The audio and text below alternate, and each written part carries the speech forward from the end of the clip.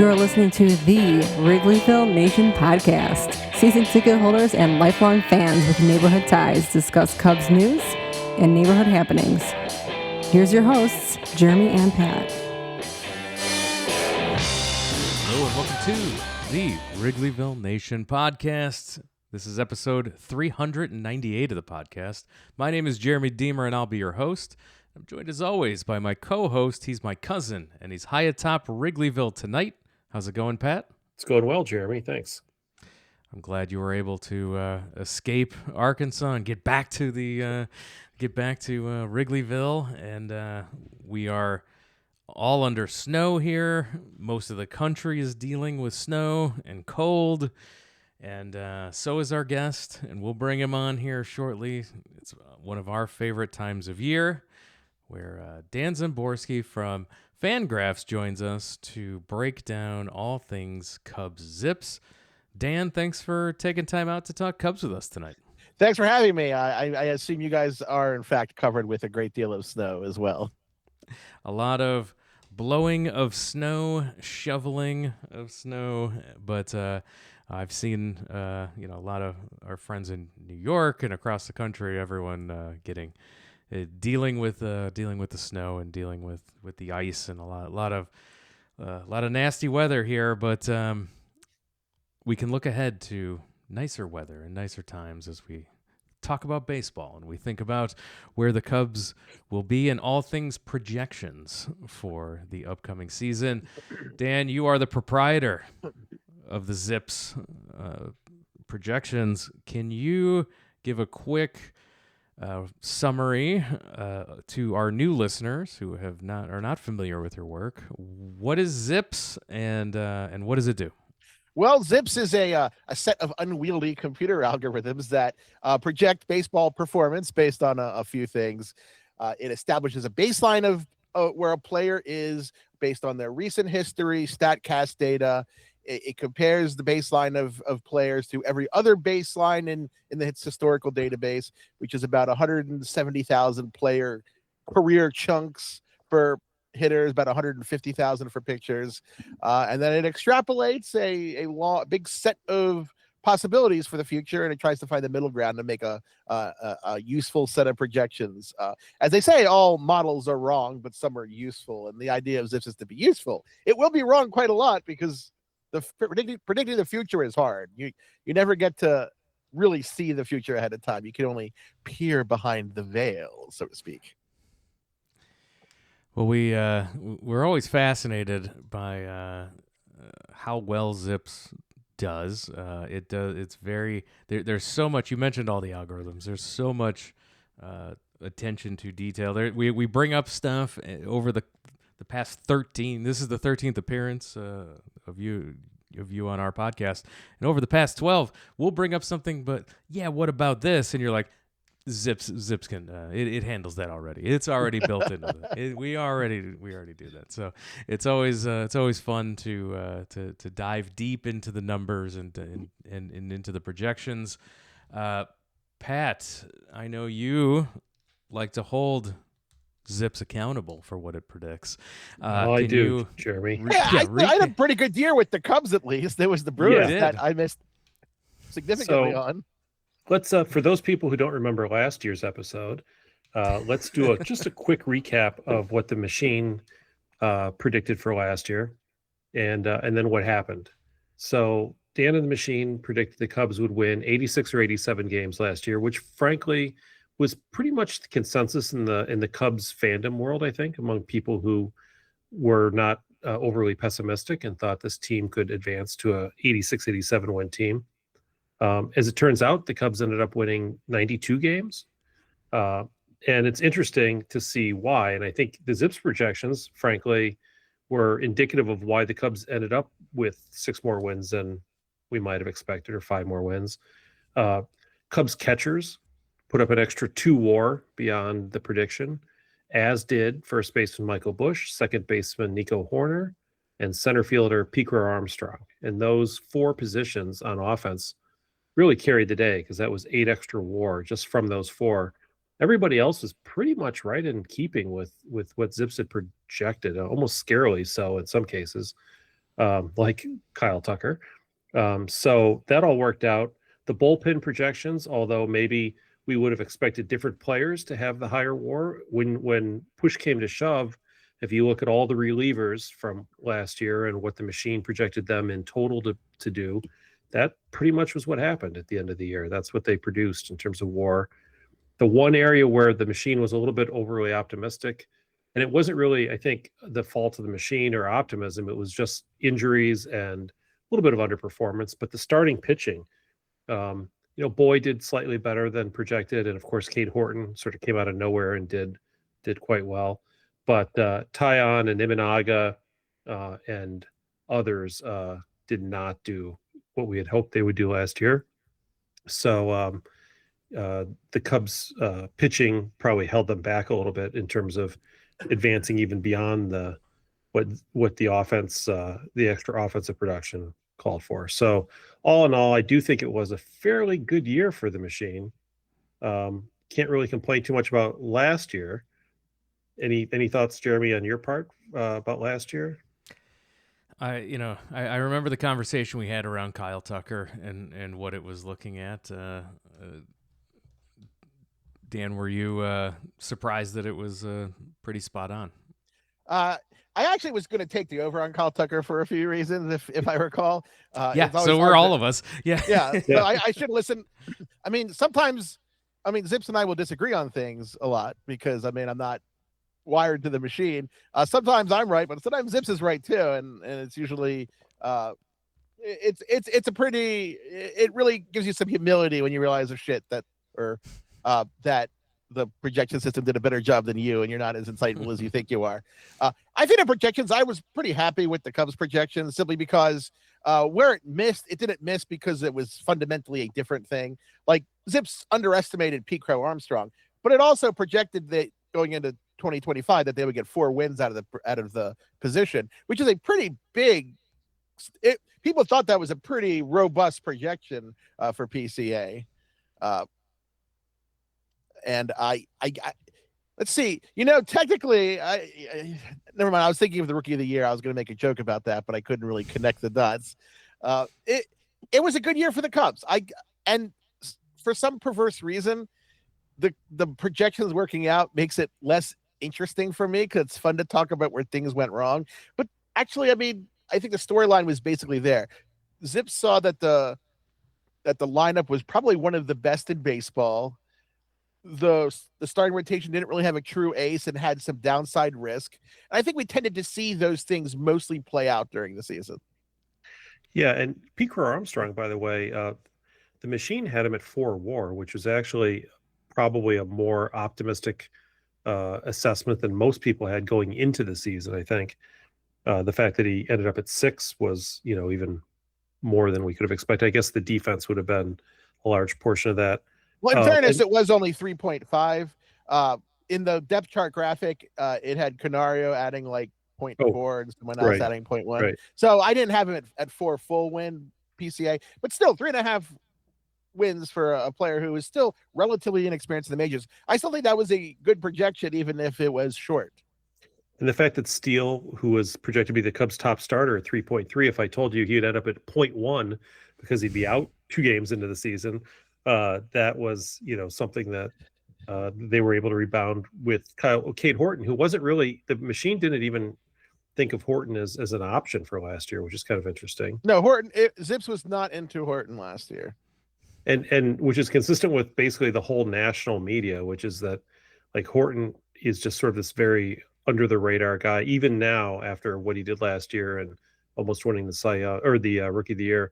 There's a lot of skepticism about his future performance, and we'll get into that when we talk about, I guess, next year's or this coming season's Zip.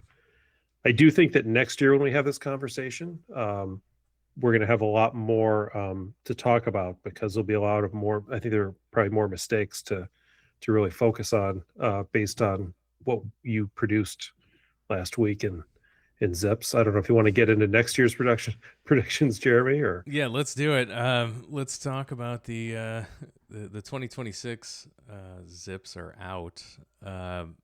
Looking at And by the way, the overall, Dan, you say in your commentary, you see this as like a low 90s win team, which, I think is always a fair assessment for a team in the position the Cubs are in.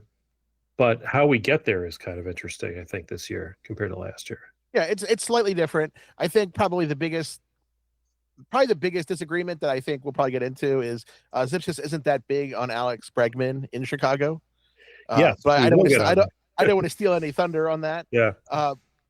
I mean, Zips doesn't have the team as like drastically different than last year. As I said, the biggest difference in the projections is that I was more aggressive with the depth chart for the Brewers. Because the funny thing about the Brewers is that Zips doesn't actually do a poor job with the Brewers. I do a poor job with the Brewers.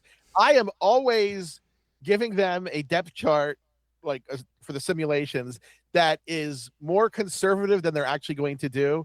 And that's more skeptical on some of the minor league fringe guys becoming useful, like Isaac Collins.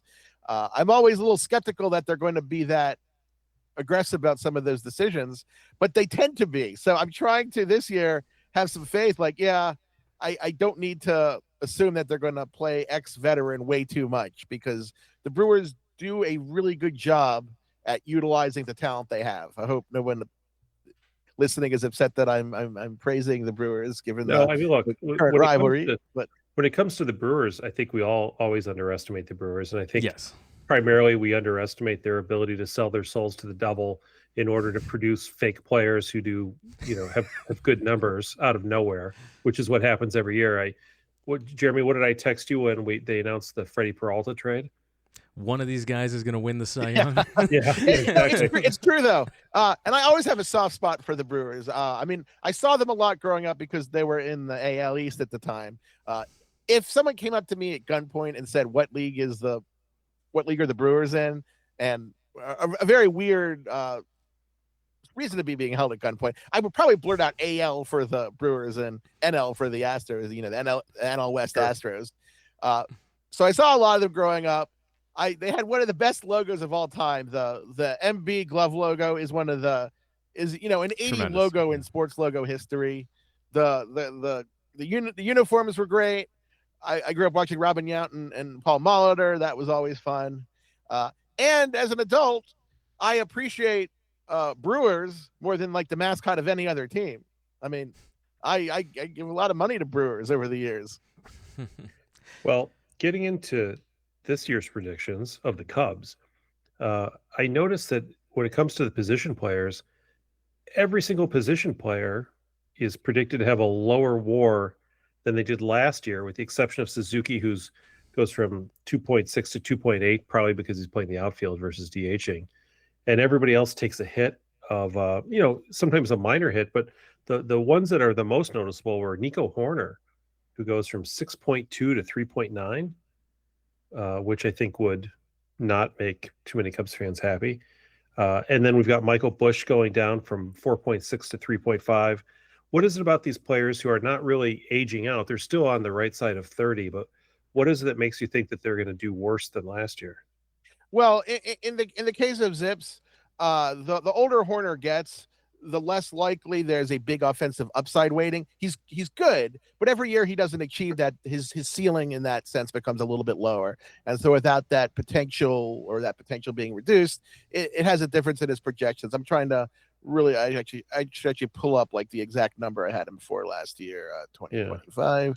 2025, it had him at 5 point. No, that's the 80th WAR percentile. You had him at 4, right? 3.8. I had him. Okay.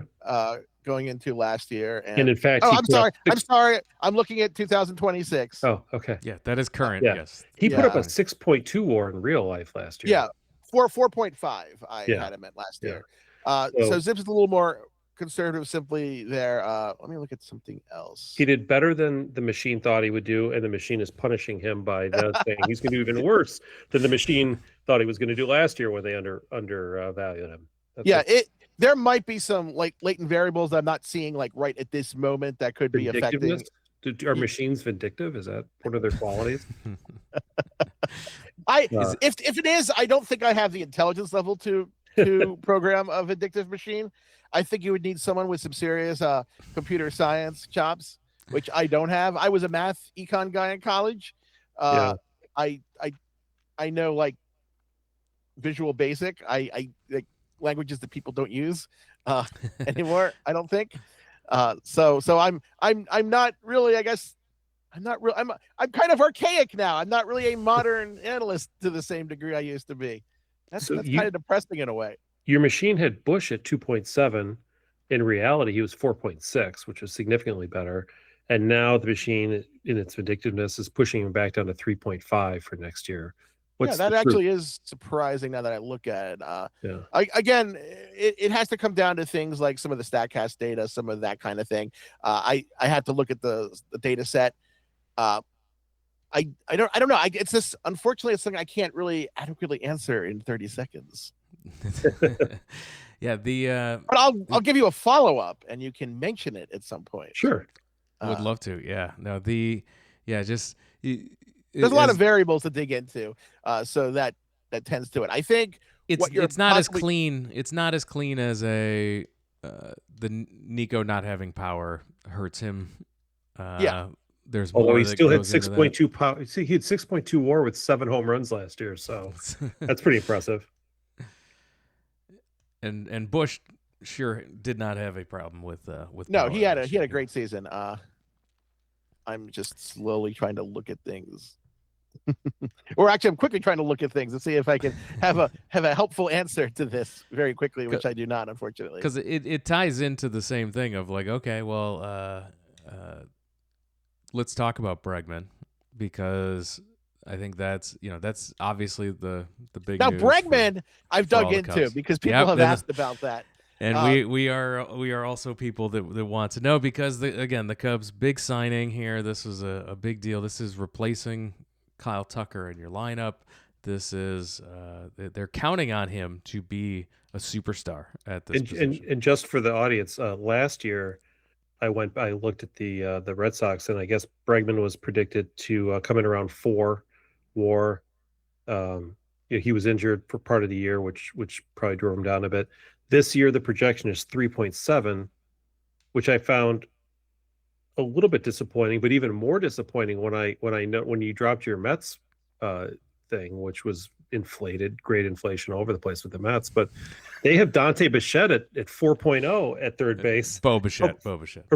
Oh, I would never have Dante Bichette. Oh no, I would really lose my stat head card. Dante Bichette would get to 4 though if he was still playing probably in cores. But so they had so Bo Bichette is actually projected by the machine to do better than Bregman next year in WAR, which is disconcerting for those of us who watched the Cubs make a big free agent splash on Bregman when Bichette would have been cheaper, I think. So explain that. The thing with Bregman is that for Park Factor, Zips actually has a model where it considers the pull spray tendencies of individual players, and actually has different park effects for pull and spray, because some parks are better for extreme pull hitter types.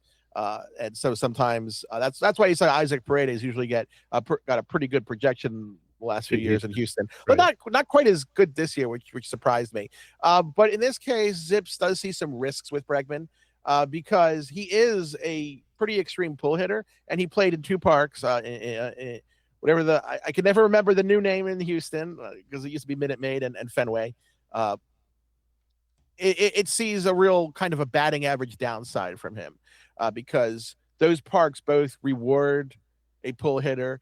Fenway rewards it because Fenway, contrary to like the classical opinion as Fenway being a great power park for right-handed hitters, which was always its reputation in the 40s and 50s, which was largely earned, Fenway is kind of a neutral-ish park, but that's really good for batting average, especially for right-handed hitters. So Zips looks at the park characteristics in Houston and Boston as kind of hiding a bit of a batting average decline from Bregman, and sees his 260 and 273 the last couple of years as on the high side of he probably is in a more neutral environment. Wrigley Park effects, I know you guys are aware of this, are very weird in that the park characteristics change pretty wildly. It's volatile depending on what the wind is doing. there. So Wrigley is one of those trickier parks. And Zips does not see it as a great batting average park. It does see that Bregman takes a hit in Wrigley compared to an average park. And of course, the parks that really liked him in like Fenway and in Houston. So that's kind of the source of that. And for Bichette, Bichette has the advantage of he's a few years younger than Bregman. And Zips does see some upside defensively from his move to third base, because the problems with Bichette's shortstop play were range and to a lesser extent his arm. He doesn't alleviate the arm completely at third base. It does help. People tend to underestimate how deep some of those throws in shortstop are. The throw from the hole in shortstop is longer than anything a third baseman ever has to do.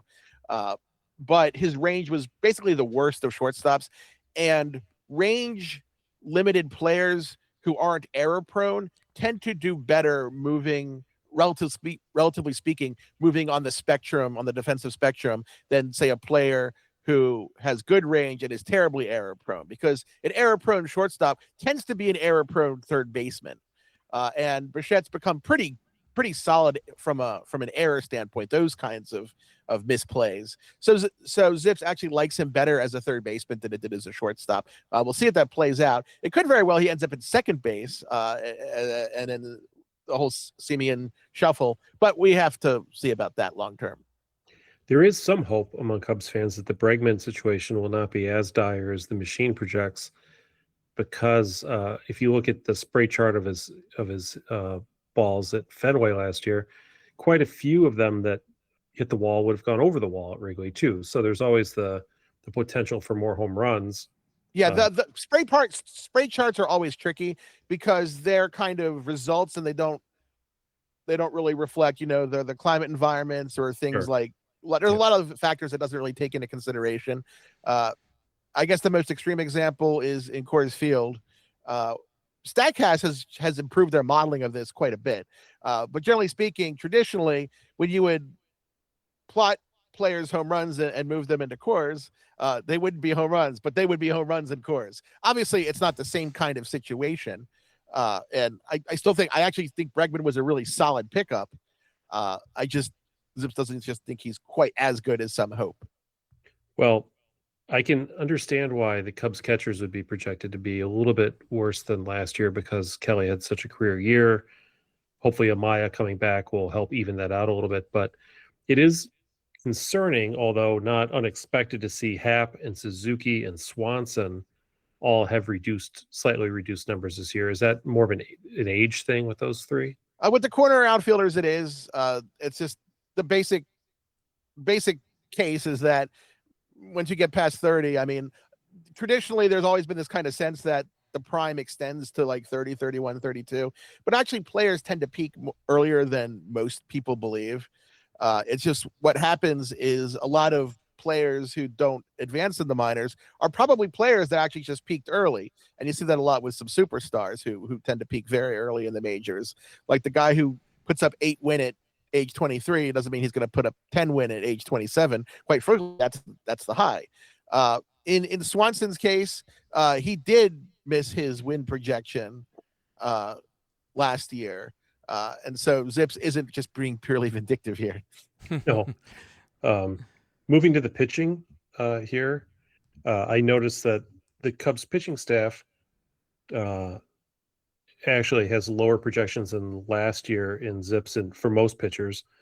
Imanaga is the biggest one. He goes from 3.1 to 1.9, which I assume is based on, now that we have a second year of data on him, it doesn't look as shiny as it did after that first year. Yeah, some of the difference, if you look at 2026 and 2025, actually comes down to some of the innings total. Zips is generally less optimistic about inning total. Right now, Zips doesn't have a single Cubs pitcher with an over-under innings pitched of 150. So it does need to be taken into consideration that Zips is also a little grumpy here about pitcher history. Last year, it did have Imanaga going over 150. It had Steele and Tyone being pretty close. Assad at 130, which obviously didn't happen. So a little, some of it is simply that the innings are a little less. So That's always something to take into consideration because predicting future injuries is kind of tricky. There's a lot of uncertainty, especially when we talk about a pitcher. It also has Rookie of the Year runner-up Cade Horton dropping from his actual WAR of 2.0 down to 1.7. You don't see improvement in him in his second year. You think it's do you think some of last year's ERA and outcomes were a little bit luck dependent? Well, Zips is concerned because one of the reasons he had such a good ERA in the majors is because he had like a 250 something batting average in balls in play against. And for a pitcher to and while he should have a better than average batting average in balls in play, simply by nature of the defense, which is absolutely stunning, 258 is a really hard number to maintain, especially because it wasn't like he showed that he was like a 230 or 240 guy year in and year out in the minors. He was actually fairly, except for his 6 starts or 7 starts, something like that in AAA last year, he's pretty normal with his batting average and balls in play in the minors. And what Zips is also concerned about is he still kind of has a strike 3 problem. He's not actually a bad contact pitcher. I mean, he was in the high 70s, somewhere around average, but his strikeout rate was pretty low. And Zips doesn't think he's quite figured out how to unlock that yet. I think once you start to see that, like I think a comparable player in some ways is Nate Eovaldi, who obviously had that huge fastball and he missed a lot of bats, but he didn't really get a lot of strike 3s. Now Horton can be effective in being more of a pitch to contacty guy than a lot of pitchers are, but Zips gives a lot of the credit to that towards the defense more than Horton in that way. And the defense is still there and still good. Yeah, that helps. Yeah, so if you look at the projections, there is a pretty sizable ERA versus FIP advantage in the projections for Cubs pitchers, pretty much down the board. Sure, especially like Assad. So it is interesting to see that because since the Cubs have such a good defense, it brings up that philosophical discussion of what you credit towards pitchers and what you credit towards defense a lot more than you get with like talking about other teams. So I have a concern with Horton and I'm curious to see if this is the kind of thing that the machine is clever enough to also observe. Last year, the Cubs limited the pitch count that Horton had in almost all of his games and pitched him 5 or 6 innings. I mean, he had a no-hitter after 5 innings against a Braves team I was at a game at in September and I think or late August, and the Cubs pulled him with a no-hitter after 5 because they were very intent on keeping him healthy and not getting him hurt because they needed him in the playoffs. Of course, he got hurt in the last game of the season, not due to throwing too much, but a non-throwing injury. So that was great. But my concern is that he didn't really see lineups for a third time last year because he was gone in 5 or 6 innings and he wasn't putting a lot of guys on base either. So he was kind of getting through the lineups quickly. Do you think trying to extend him and have him pitch deeper into games, seeing lineups, especially top of the lineups for a third time, will have a deleterious effect on his outcomes? It could, and I think the Cubs will weigh whether the trade-off is worth it if they start putting him third time in the order. Zips doesn't really get into that since Zips doesn't really know the intentionality of a team. Zips kind of assumes that how a player has been used is roughly how they would be used. Now, if I told Zips, hey, Horton's going to throw 160 innings in 2026, then Zips actually does know the number of batters he faced per game, how deep he got into lineups, and will kind of adjust for that. But I wish Zips were that clever to kind of get the implied reasons for things. But again, that kind of gets beyond the purview of projections, certainly beyond the purview of my intelligence, which does not have as much reach as people seem to think sometimes for some reason. That's exactly what Moises Ballesteros said when he found out that he was at 1.4 in the DH role, sharing it with Austin and Shaw. He's very upset about that. What can you say? Well, the thing about Ballesteros is he's still relatively unproven as an offensive now player. He's got huge upside. He was very young. But you look at what he's done in the minors, which is, of course, very good for his age, but it's also speculative in a way.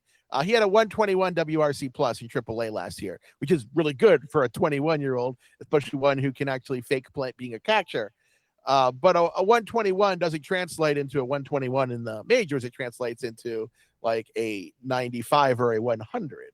And so Zip sees some growth from that from him. It's just a case of if he has the breakout and when he has that breakout. And right now, just based on where he is currently, he's not, a huge plus at DH. On the good side, a lot of teams don't have huge pluses at DH. Teams value positional flexibility so highly these days. There are very few dedicated DHs who really move the needle for a team and put up 3-4 wins. You're talking about Ohtani and Alvarez pretty much. What Moises might say, though, in his defense is that he had 0.5 WAR in just 66 plate appearances last year. So, if he gets 200 plate appearances, why can't he do better than 1.4? Yeah, but I mean, his 140 in the majors compared to 120 in the minors. Unless we believe, he just had a really good run is the most likely case. Generally speaking, when you see a player have a change in a short-term stint in the majors relative to their minor league performance, the minor league performance is still extremely predictive. It doesn't actually change the calculus of that. An example I use for that is Chris Singleton, to bring up another Chicago player from the other Chicago team. And people really overestimated him after his rookie season in 1999. I didn't have a projection system back then, but I did do translations. And I always would tell people, he had an 8-something OPS for the White Sox, but he was sub 700 in AAA last year. There's a good chance he's improved, but there's also a good chance that that's a fluke. I'm not saying Ballesteros is a fluke in the same kind of sense that Chris Singleton was, but I think it's still a very real question about where he is when you consider him a full-time DH right now. And I think he's good, but I don't know we have that level of confidence that the over-under for his bat is like a 120 WRC plus. So you're going to stick to your guns on the... I'm sticking to my guns. That you hate Ballesteros. Okay. I had to stick to my guns because remember, earlier, someone pointed one at me to tell them what league the Brewers were in. So I'm a man that needs to have some self-defense, clearly. Yeah, I'll just make a note of that for next year. Let's talk about my favorite part of the Zips projections, and that's the fun comps that we get for a lot of these players. The one that jumped right out at me, right at the top, is Pete Crow Armstrong, a comp with his number one comp, Andre Dawson. And as a guy who had Andre Dawson and Mark Grace as his two favorite Cubs as a child, seeing Andre Dawson there as a comp for Pete Crow Armstrong really gets me excited to see. That's quite a lofty comp for PCA. Yeah, I it's one of those comps that Zips it feels like it's poetic in that I made it up because sometimes that happens. Oh God, when some years ago when Byron Buxton was a prospect, his top comp was Carlos Gomez, and Twins fans swore that I put that in there just to piss them off. I'm like, no, I didn't. It just Zips generates so many comps for players. When you have 70 project or 100 and some projected guys, some of their top three are going to seem very on the nose, and PCA's comp of Dawson I think is on the nose in a pretty good way. Great way, I'll take it because but it's not even crazy when you think about it. Dawson was a low on base percentage guy with some really fascinating other skills when he was with the Expos. And of course, he turned out to be a really good Cub and a Hall of Famer. So no one will complain about that. Maybe more complaints about Carlos Gonzalez and Danny Gladden as the top three, because for the listener, the individual names of the top three guys isn't really that crucial. They're fun, and that's why I post things fun. Because there's a lot more uses than just the mean data use. I like to have fun. Fun things are fun is, I think, a phrase that people won't agree with too vehemently. But the idea is that Zips is comparing Pete Crow Armstrong at a similar point in his career to a whole bunch of other guys with a roughly similar profile and level of performance. So Andre Dawson just happened to be slightly more similar than a whole bunch of other similar dudes. Well, that's great. Now let's talk about some of the guys that Zips is on record as hating, and see what their comps are. And I think some of these comps are consistent with that, and some are not. So let's start with our friend Ballesteros, who we just got done discussing your disdain for. His comps, interestingly enough, include none other than Jason Kendall and Joe Mauer. So I'll take those comps. Keep it coming. Yeah, is it only offensive catchers? That's what. Yeah, it's only defense. I haven't found like defensive comps really add much to it. It adds much to how we describe a player, but it doesn't really add much to how we project them offensively, which is kind of the goal of the offensive part of the projections. If you had to guess, do you think Ballesteros will end up being a Jason Kendall or a Joe Mauer? Either's fine with me, frankly. Well, I'll take Joe Mauer because I still have. See, I can't think of Jason Kendall without thinking of that injury, and it's newly traumatizing. So you can imagine how bad it was for him at the time. Former Cub, by the way. Yes, he was. He's one of those players who I know intellectually he was a Cub because I remember that from God, it was nearly 20 years ago, wasn't it? But I can't picture him in a uniform, in a Cubs uniform. Best days of his career. I mean, in terms of like getting to play in front of full crowds and stuff, he enjoyed it. I mean, there's always some weirdness with that, like Mike Piazza with the Marlins, or right. And I was born 1978. Andre Dawson with the Marlins. Anyone with the Marlins, except I think of Brian Harvey and Alex Fernandez as Marlins. Sure. I can't picture anyone else as a Marlin, even Jeff Conine, because he was an Oriole. That's right. Eric Lee was an Oriole. That always scares me when I see that. And like Reggie Jackson in Baltimore. I was too young to obviously see that firsthand. That 1 year, right? Yeah, but if you see a picture of Reggie Jackson in Orioles uniform, you think, is this AI or is this Photoshop? What did happen here? No, I think Ballesteros has, a really good chance to have a really productive offensive career, even if he never catches another day in the majors. So which is possible. Anytime you have a Hall of Famer in your top three comps and a guy who was at least in the Hall of Very Good and could have been from the Hall of Fame, if things had shaken out differently, I don't think you can complain. Catchers have a weird development cycle. There are a lot of catchers who just suddenly become relevant or just suddenly disappear. You look back, if you go back 30 years at somebody like the really good young catchers and the really promising upsides, you have all sorts of guys like Ben Davis, Ben Petrick, Charles Johnson, who just like disappeared in their 20s randomly. Javier Valentin was like a really big catching prospect. And then he just became kind of a marginal that guy catcher. So catchers do have a really weird developmental pattern. You see it sometimes in their comps, and obviously you don't want to read too many into the top comp names, is you'll sometimes have like a Hall of Famer and then who the hell is that guy, like right next to each other with a catching prospect. Well, so I guess with Ballesteros, then Zips is a fickle mistress because it projects him to be bad, but then it admits that his comps are great catchers. So I didn't say bad. Now that is misleading. Moving on. I will fight you, sir. Speaking of excruciating, we've established that Zips has a vendetta against one Nico Horner for reasons that no one can explain.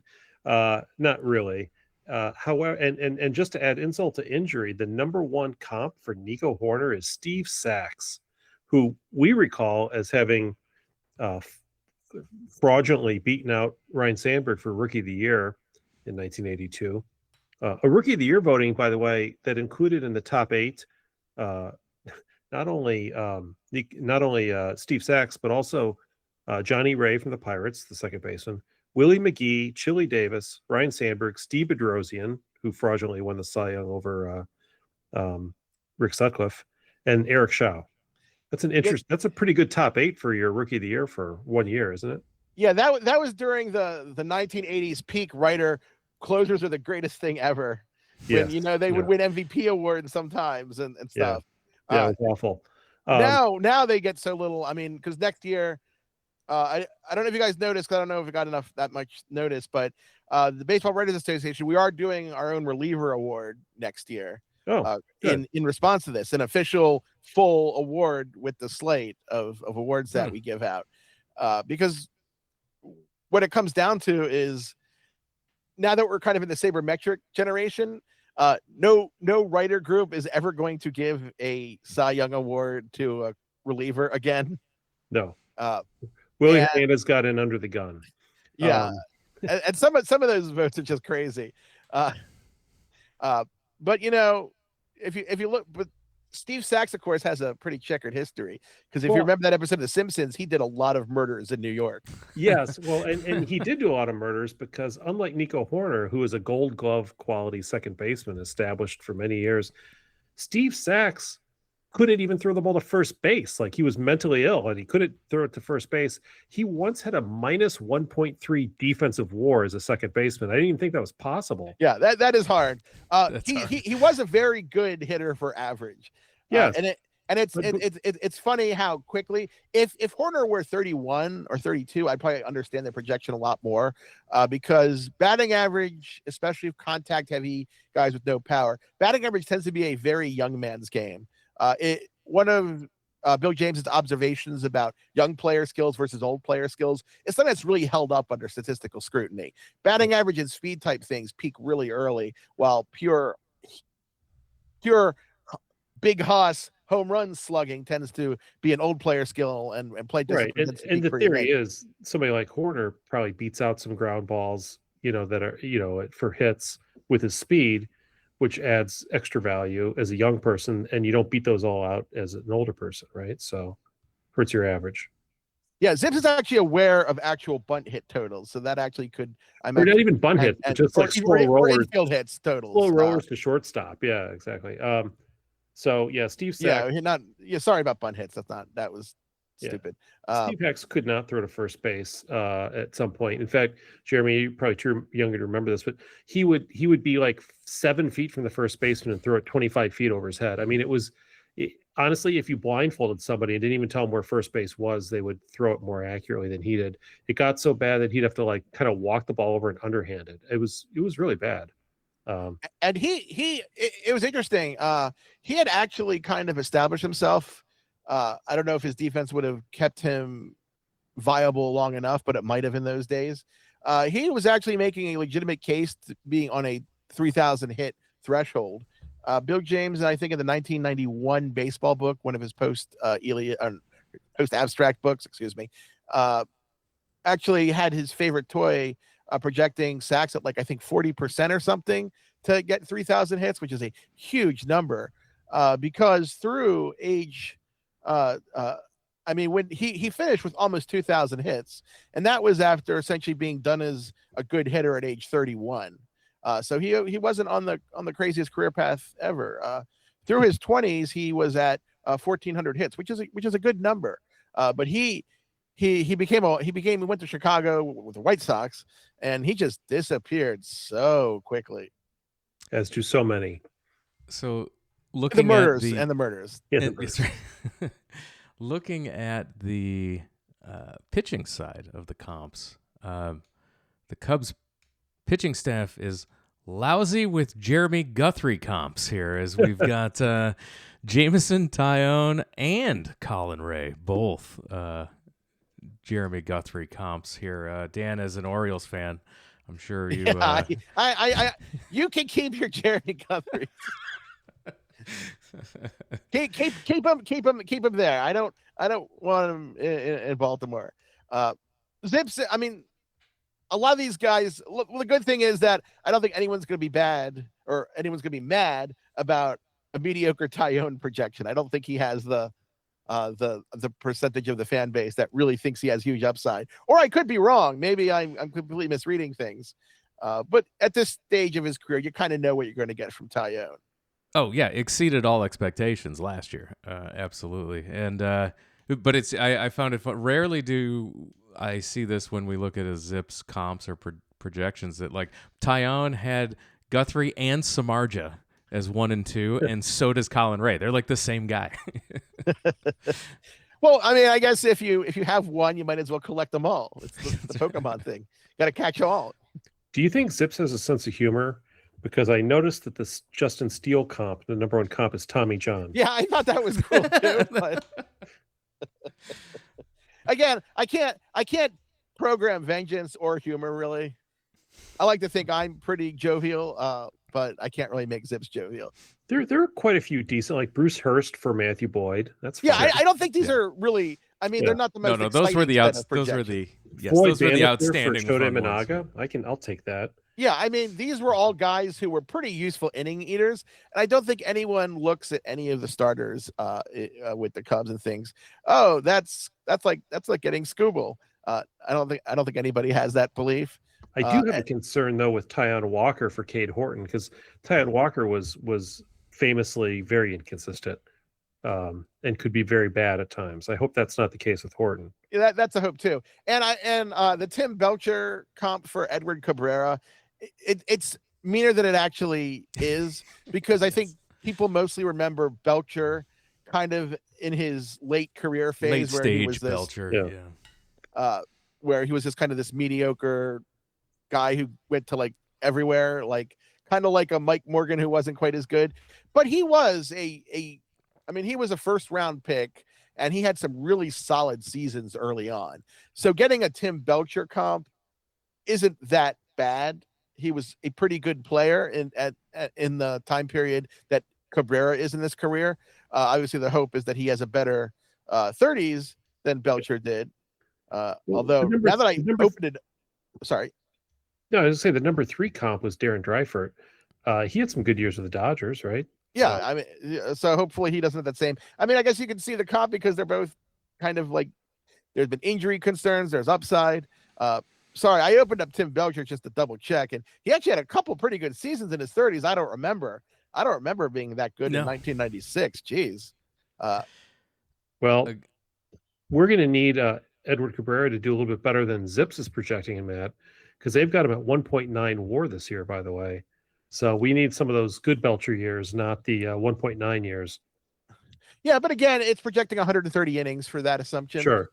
So we know he's going to blow by that with a healthy season, right? Yeah. So if he's healthy, you could probably add 20% to that, and now you're over 2. But the thing is, the Cubs don't need to have, a bunch of 4 WAR pitchers to win the division or make a wild card or go deep in the playoffs. Although maybe it's nice when you get to the playoffs. 5 pitchers between 2 and 2.5 WAR, that'd be fine, right? Yeah, I think that's what they're built for.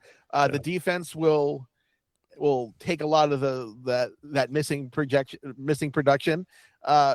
It's not anything that I would call fatal, because I mean, Zips did like them last year, and while a couple of the pictures had better projections, I wasn't really excited about the pictures last year either. A guy that we're excited about, and they need to win the division, is Daniel Palencia. And it seems like Zips is pretty confident in a full season of Palencia. Yeah, so much that of course is his comp is JB Wendelken.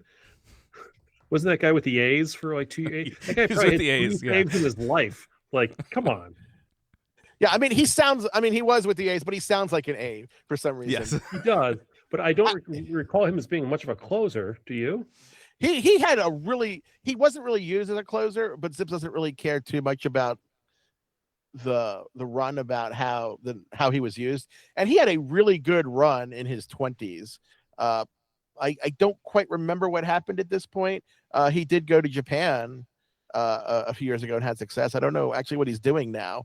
I guess the A's sometimes have players that sound like Tolkien characters. Wendelken. So I actually think that's a pretty good comp to get Wendelken, even if it feels a little weird. But Wendelken was a really solid reliever at that stage of his career. I'm very excited about the Hunter Harvey. Yeah, Zips likes Harvey. Zips was in Harvey last year. Even it knows about injury, but his comp is Bobby Jenks. Bobby Jenks. Yeah, who a 40 save guy. So yeah, a lot of positivity going around the sabermetrics world about Hunter Harvey. He also sounds like someone who should be a tight end Sure. Because there's a lot of H guys, and you like Hunter Henry, Hunter Harvey, who's who. There are a bunch of H tight ends that are like double H. In fact, there are I noticed. I actually did a search, and baseball has a lot of players that are H.H. And I kind of wonder if it comes down to Triple H from WWE, but that's a whole other tangent. Keeping with the alliteration, Ben Brown, surprisingly, Zips looking at him as a starter, which we hope to not see. Yeah, Zips actually thinks I should actually pull up while we're talking to get his relief projection. Because again, Zips doesn't really know how a picture is going to be used in the future. Some people don't like that, but one of the things I do with Zips is I want to have as little human input as possible. It's hard to use a projection if you don't know what's Zips and what's Dan Szymborski's opinion intruding upon the numbers. I mean, this is the same Zips that projects that Justin Steele will pitch more innings than Edward Cabrera, despite the fact that he's not even going to pitch in April and May. Yeah, it knows he was injured. It doesn't know the time frame of his comeback. Yeah. Sure. So let's see. I got Ben Brown, and it just takes a few minutes because my spreadsheet has a lot of columns. It's very comprehensive. Yeah, my in Excel, my just the list of projections. It goes out to column ZW. Yes, we saw the lights dim as the spreadsheet opened. Yeah, as I use up all the power. No, I'm serious. When I'm running Zips, my office will get to like 74 degrees in the dead of winter here, because I have it running on usually two computers at once, one for the pictures, one for the hitters. Okay, yeah. As a reliever, Zips has Ben Brown with an ERA of 3.00 on the dot. As a starter, it sees him as a usable pitcher, 4.21 ERA if used as a starter. But it thinks he's a pretty elite. And yet I would argue neither of those things are true. But hey, you know what? We hope that the reliever. If Zips was mean earlier, it's trying to apologize to you now, sir. Yeah, no, I get it. Yeah, no, as a reliever, I think that's what we've been calling for, especially after the season we saw last year from Ben Brown as a starter. We really didn't want to see that anymore. So it was very positive to see that as a relief projections for him. And I have what Ben Brown does need, though, is he has this short alliterative name. He needs to have like a 3-syllable nickname that goes before it. Like, I mean, he's not from Mississippi, but Mississippi Ben Brown or something that goes ahead of it. Just so it rolls off your tongue. Avert your eyes, Ben Brown. Yeah, I mean, I guess there are some nicknames. I will. Well, here's the thing. Here's the thing about Brown. A lot of the problems was home runs allowed, and when it comes down to it, home runs allowed. Too many of them was the problem, actually. But yeah, that is the problem, and it's obviously something you don't want to see. But home runs for pitchers tends to be a pretty awful stat from a predictive standpoint, and a lot of times you can really overrate a pitcher's problems when they have a lot of home runs allowed.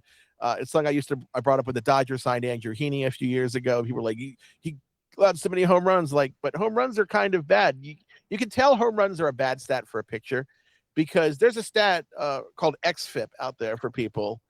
And XFIP is more predictive than FIP is.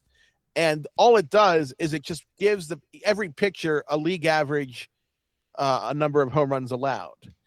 And that shouldn't be a good stat. That's a terrible stat, an awful design, but it actually is more predictive because home run volatility is huge for pitchers. Corbin Burns is another example. Zips, and I think you could actually say that Ben Brown's in a similar bucket to Corbin Burns. I'm not going to say that's the average outcome. Nope. Let's make him the comp for. But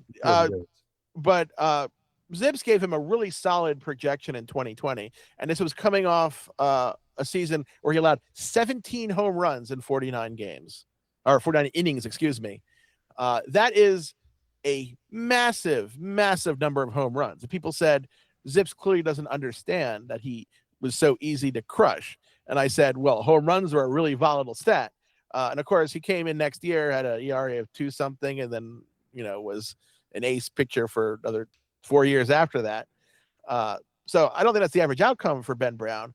But his hit against data wasn't great, but it wasn't as bad as his actual home run total was. Especially and if he only throws 2 pitches, so. And so I warn people, don't get too hung up on home run totals. Now, so does that mean Shota Imanaga is going to have a big year next year because he gave up home runs a lot?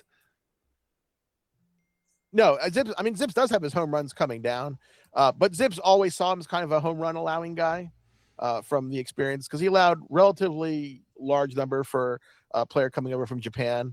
Zips always kind of saw that as his weakness. He allowed 31 home runs to be exact, but luckily that was because he was injured and only started 25 games. So anyway, just to go back to the Brown for a sec, there is some real upside there. And again, Zips is trying to be nice. And there's an old proverb that translates roughly from Russian is, when life is good, it's best not to question why. Well, I will say when it comes to the Cubs infield, I wasn't overly irritated with Zips comps. When you look at like first, except for Horner, of course, when you look at first base and shortstop and third base, and you're seeing names like Brandon Belt, Juan Samuel, and Edgardo Alfonso, those are, good players in their era. Yeah. And the thing is, the comps will tend to undersell a Cub overall because defense is such a large component of it. If Nico Horner didn't field like Nico Horner, he wouldn't be that good a player. Let's just be honest. He'd be a decent player, but he'd be, a significantly lesser player. And since that doesn't really play into the comps, it's the same with Swanson. I mean, no one goes, Bill Rigney, wow, that's amazing. But that's because Bill Rigney didn't feel like Dansby Swanson. I can't believe time flies when we're having fun here. Pat, any last call outs here for Dan before we wrap it up and call it a podcast? I was having a conversation with the guy named Tom Ricketts, and he asked me to ask you this question, if you don't mind. He said, what would Zach Gallen's WAR be under the Zips model if you were to join the Cubs? Because if the Cubs are going to make one more splash acquisition, they want to make sure that it's money well spent. The thing with Gallen is I'm opening Zips as we speak so that I can run this. I kind of think that he probably fits best on a team that has huge pitching holes and wants to chase the upside. I think there's a lack of real certainty from him, so I'm not really sure he's the best Cubs fit, but I am going to check it out to be sure. Excellent. And while you do that, but we'll have to have some filibustering questions that you asked me. I think it's fair to say that there's nobody left because everybody else signed more or less. So I mean, it's probably Zach Gallen. Framber's out there. Framber, yeah, that's an interesting one too. The Cubs aren't going to sign him, but is he the guy who intentionally hit his catcher last year? He sounds like a good clubhouse guy. Hey, you can't let catchers get too full of themselves. Yeah, apparently not. At the end of December, Dan, before the Cubs were before they were making trades for Cabrera and signing Bregman, we were down. We figured this is it. Like they're just gonna run this team out. And I'm like, we should reach out to Dan and just schedule Zip. I assume Cubs Zips are coming out any day now, and we're all gonna be disappointed. And it's all gonna be doom and gloom.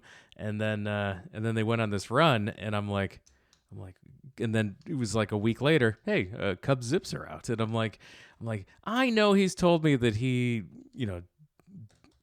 they kind of just come out in their own way, but did you delay it? Did you delay the Cubs? I would never, sir. That is another scurrilous charge. Here's how I select the Zips order. I have all 30 teams, their abbreviations listed. I type equal rand, left parenthesis, right parenthesis in Excel. I copy it to all 30 teams, and then I paste the values.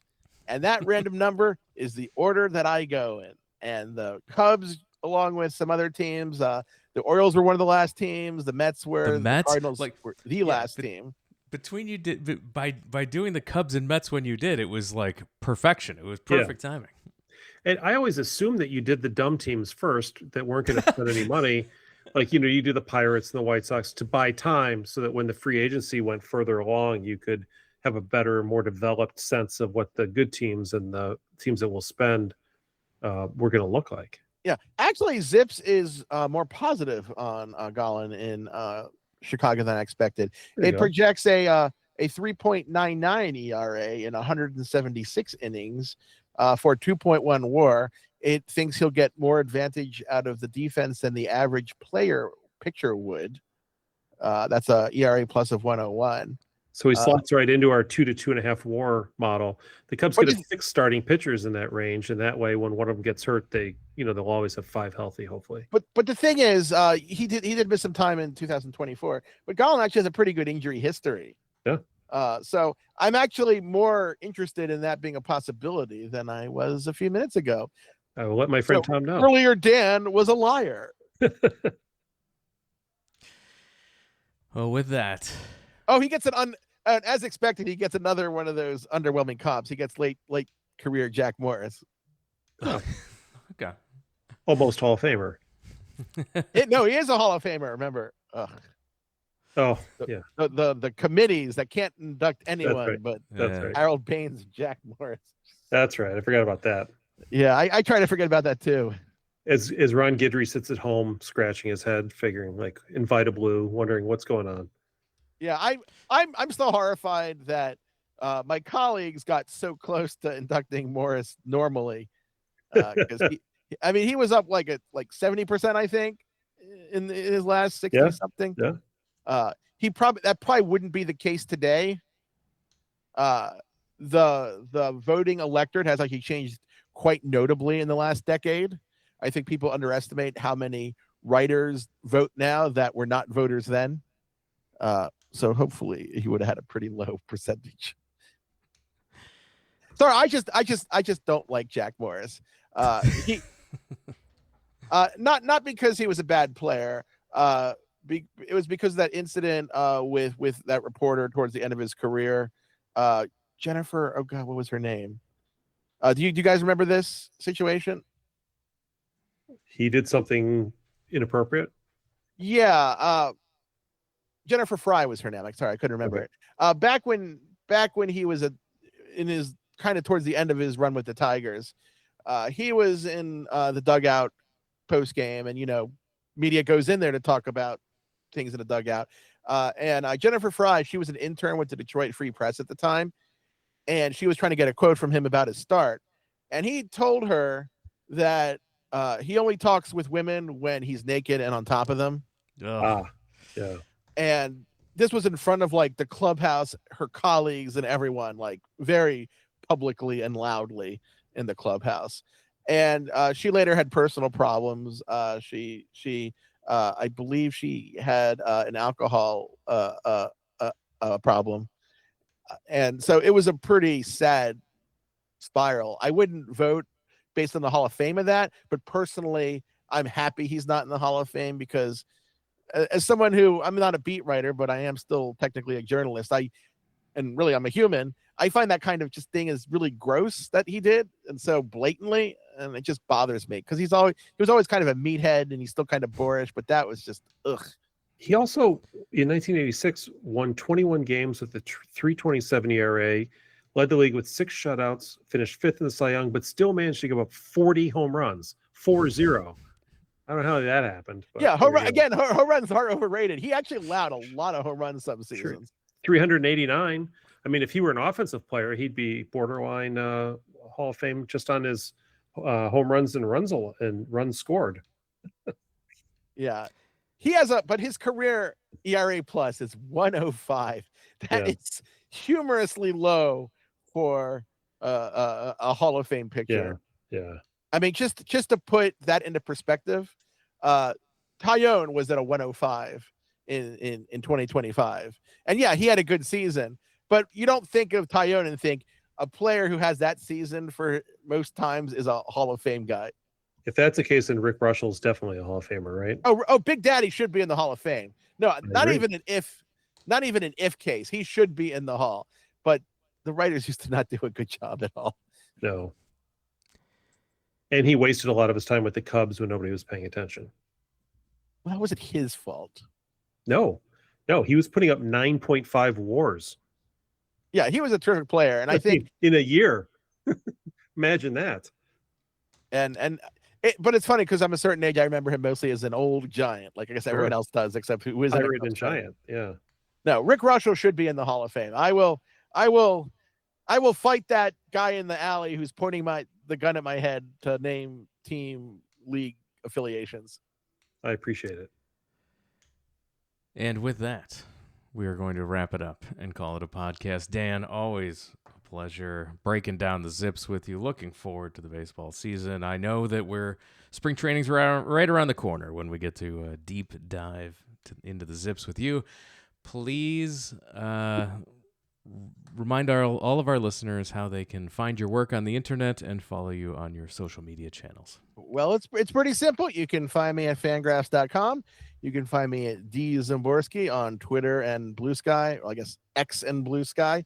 I'm not that hard to find. I'm kind of hard to spell, but if you get a couple of the letters right, Google will fix it for you. And you can follow us on all the social media platforms at Wrigleyville Nat. Make sure you're subscribed to the YouTube channel as well for the video version of this podcast. Just search for Wrigleyville Nation Podcast on YouTube. Like, subscribe, do all those things. It helps us work the algorithm so other Cub fans can find the show, even if you don't consume your podcast via the video form. The video form is also available on Spotify, and you can get the audio version, of course, on any podcatcher of choice. So just make sure that you're subscribing and rating and reviewing, and tell your Cub fan friends about the show. Cub fans know other Cub fans, so make sure you're telling them about the show and show them how to subscribe to the podcast as well. We really appreciate it. And, of course, thanks to all of our patrons who keep this show ad-free for another season over at patreon.com/Wrigleyville Nation. And with that, we are going to call it a podcast. Pat, thank you for joining us. Thank you, Jeremy. And Dan, I have an idea for you, a closing idea. I think you should create a Zips Hall of Fame. You know how much it costs to make a plaque? I mean, I don't know, but I'd have to have a room and everything. Well, I'll leave you with this moment of zen. Paul Ossenmacher ended his career with an ERA plus of 118, far better than Jack Morris. So there you go.